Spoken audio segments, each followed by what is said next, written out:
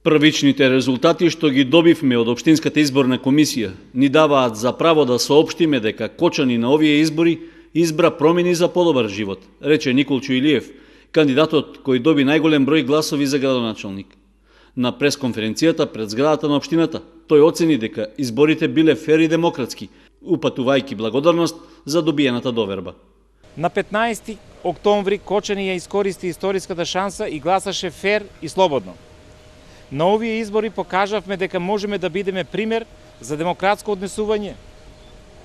Задоволен сум што до гласачите стигна мојата порака, дека се е минливо и менливо и дека човечноста и мирот треба да бидат постојани.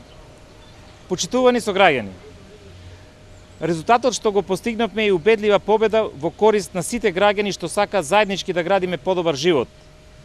Ви благодарам на сите кои што во мене препознавте човек со одговорност кој што може да ја води општината во наредниот период. Според Илиев, предстои работа за намалување на политичките спротивставености во општеството. Сега имаме шанса со компромис и толеранција да градиме хармонија во нашата заедница. Без омраза, гнев и страв, да ја намалиме политичката поларизација.